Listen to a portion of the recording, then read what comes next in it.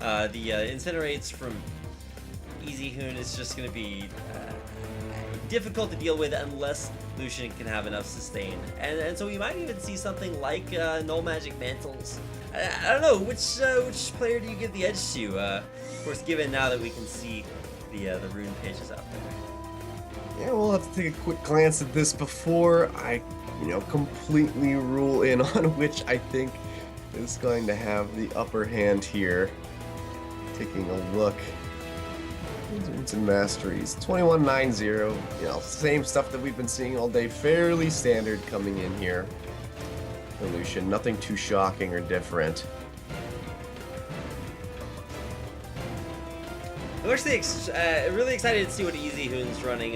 Looks like 2109 actually. The pick there. He's put 2 points into extra attack speed.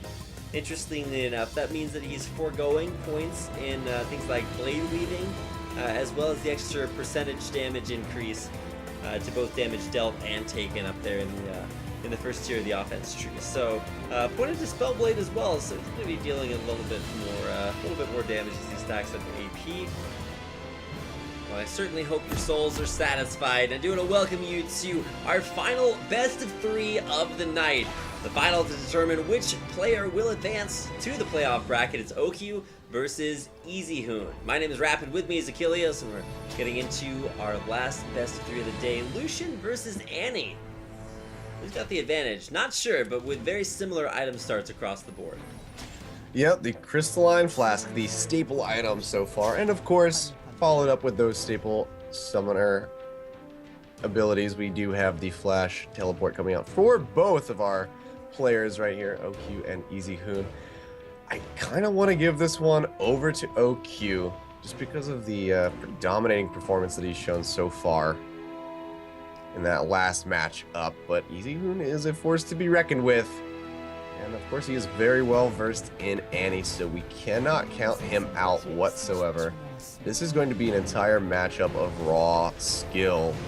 Yeah, and for at least the champion matchup, or the player matchup, let's start with that. OHQ has been able to accrue the largest CS lead of any player in this tournament. So his ability to both control the wave and put it in positions where he can CS, as well as just hitting the CS in general, both things that he's done very, very well. Whereas Easyhoon, with more and more aggressive play, things that OHQ has not had to deal with so far in this tournament. We'll see if that is what turns it around.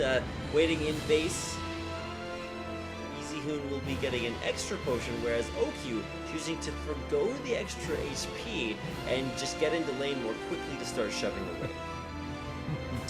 Fairly unsurprising coming from Lucian. He wants to just get in here and start damaging this wave and push it up as quickly as possible and get all these minions in as fast as he possibly can. You can see Easyhoon now joining his opponent in the lane. So far, just going to go ahead and stick with standard farming. No, actually, I take that back. I was about to say no real aggressive play coming out. We can see that piercing light coming through. Already chunking down Easyhoon pretty well. But the match is still young yet. Easyhoon really relying on the Disintegrates to pick up the CS here.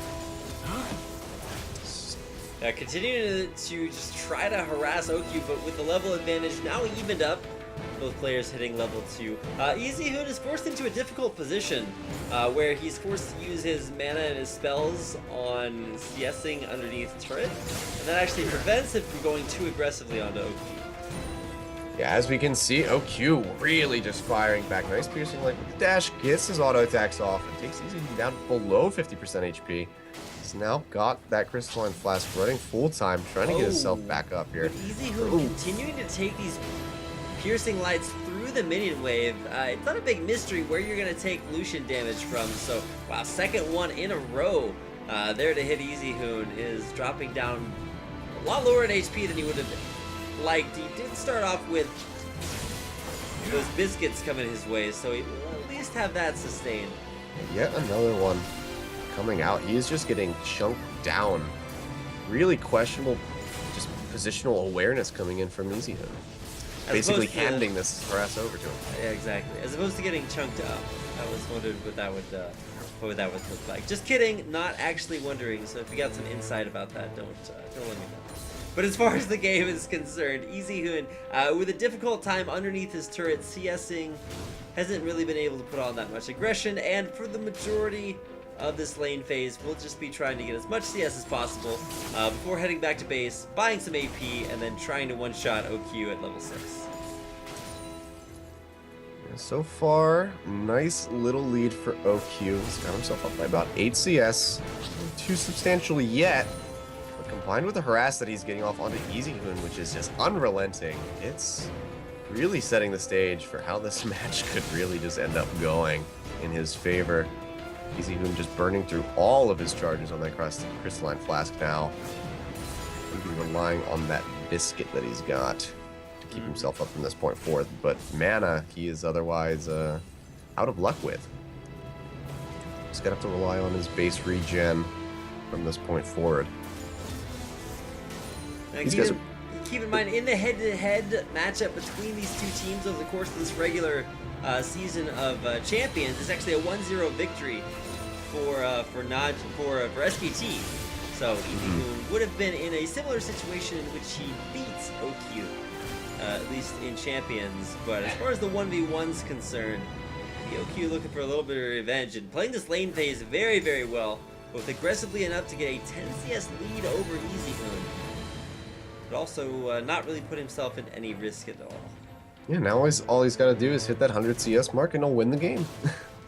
It's as simple as that. A little bit easier said than done, Achilleos. So definitely, a good formula. We'll see if he can plug the right numbers into it. And to be honest, he's most likely going to go back to base and buy at least double Doran's blades. But if he waits long enough, picking up a Null Magic Mantle would not be a terrible idea. Yeah, the longer this goes, the more kill potential Easyhoon's going to get for himself. So far, relatively weak. The Crystalline Flask doesn't do anything for his aggressiveness on this Annie. So the more AP that he can get, the better things are going to be for him. Oh, level 6 hit there. Ooh. Immediate culling to come out. Nice stun counter, though. However, he does take a bit of damage fired back from OQ. But gets the ultimate down. And he gets the recall out as he hits level 6. So that's going to be very helpful for him. Sure, we'll see a back right after this wave is cleared out by Easyhoon. And he'll be able to pick up some items of his own. As you can see, triple Doran's Blade coming in for OQ. So nothing too surprising here. He's just going for that tanky sustain build that we've been seeing consistently throughout the tournament.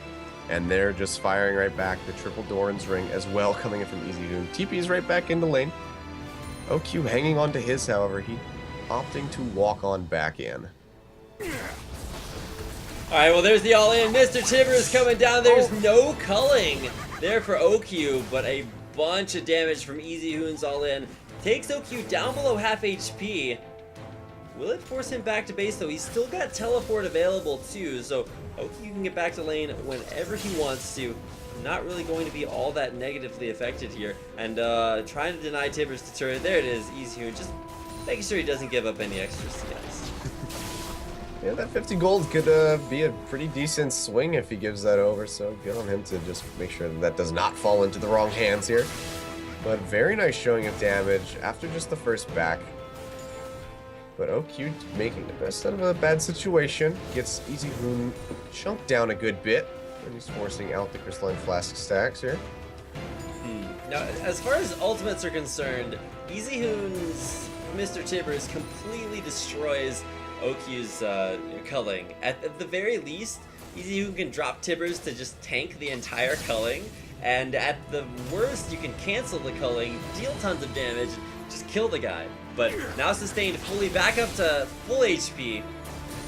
Easyhoon will have another culling coming his way. A full culling being channeled out there. Oh, he's gonna flash through the turret. He's taking up the turret shots. He actually doesn't take turret aggro because Easyhoon had moved too far out of the turret. Wow. Wait, just hit him. Just hit him. You can. Wait, what? He is so low. I don't understand. I'm pretty sure OQ had kill potential there onto Easyhoon, but he didn't want to auto attack, get stunned, and then lose to being stunned underneath turret. So I can kind of respect not going for the all-in underneath the turret there. because there will be other opportunities. It's not like he's going to miss any of them. Now that he is almost 20 CS ahead, I think just cresting that 15 mark right now. Yeah, but wow, what an opportunity still missed. Cautious play is always the best play in most situations, but definitely a kill that could have gotten picked by There's OHQ, Mr. but- Tibbers coming Ooh. out again. Keep in mind, with the new changes, Mr. Tibbers both gets the Molten Shield and has 300 extra move speed when it's on, so definitely gonna call that guy sir. But with OQ having sustained through every single all-in so far, he's got triple Doran's blades, and CS just, CS sustain, get himself back into the game. Yeah, he is up over that 10 mark. We're over 75 CS for OQ, so he's encroaching on that. Oh, nice engage coming out. Good amount of harass. This could finally force it back for OQ. He does still have the TP that he's resting on. Easyhoons is almost back up. Still a little bit more time on it.